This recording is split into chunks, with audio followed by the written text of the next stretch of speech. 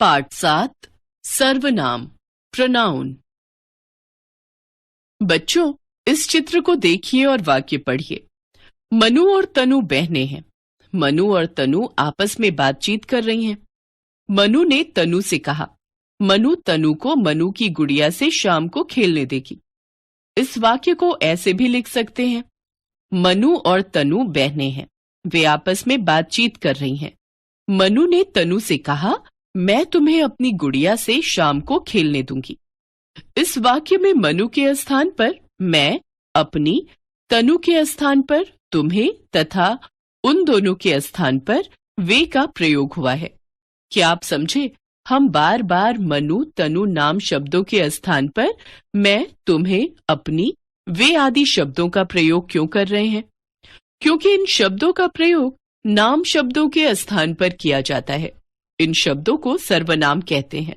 इस प्रकार वे शब्द जो वाक्य में संज्ञा के स्थान पर प्रयुक्त होकर संज्ञा का ही प्रकार्य करते हैं, सर्वनाम कहलाते हैं।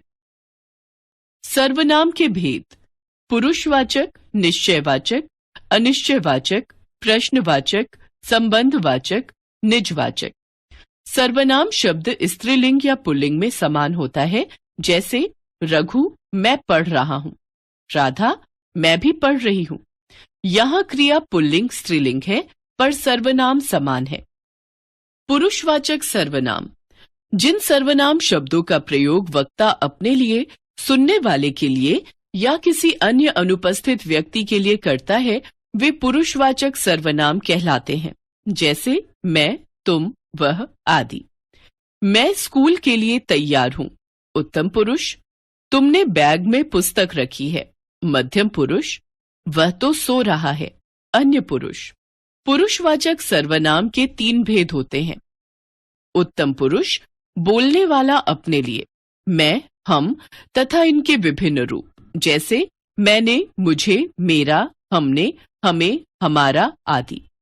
मध्यम पुरुष सुनने वाले के लिए, तू, तुम, आप तथा इनके रूप, जैसे तेरा, तुझे, तुझको, तुमको, तुम्हारा, तुम्हें, आपका, आपको, आपसे आदि।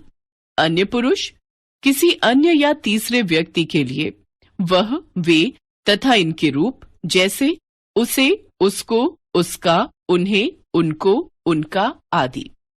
निश्चयवाचक सर्वनाम: वे सर्वनाम शब्द जो किसी निश्चित व्यक्ति या वस्तु की ओर संकेत करते हैं, उन्हें निश्चयवाचक सर्वनाम कहते हैं, जैसे यह, ये, वह, वे आदि।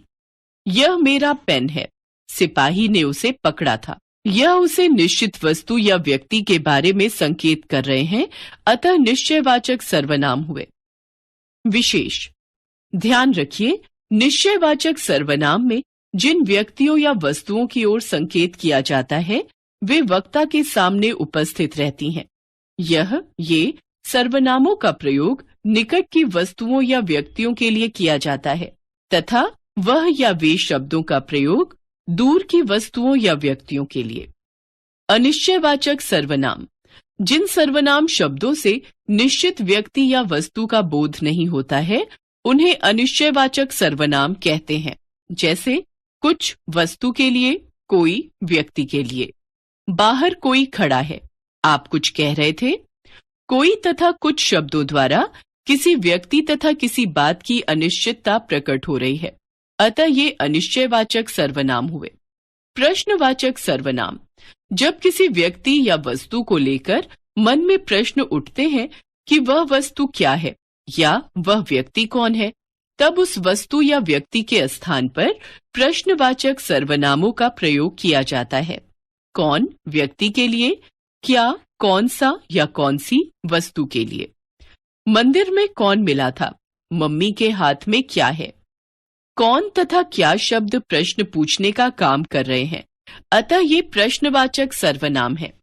संबंधवाचक सर्वनाम: जो सर्वनाम शब्द वाक्य में प्रयुक्त दूसरे संज्ञा या सर्वनामों से संबंध बताने के लिए प्रयुक्त किए जाते हैं, वे संबंधवाचक सर्वनाम कहलाते हैं, जैसे जो, सो, जैसे, वैसे आदि।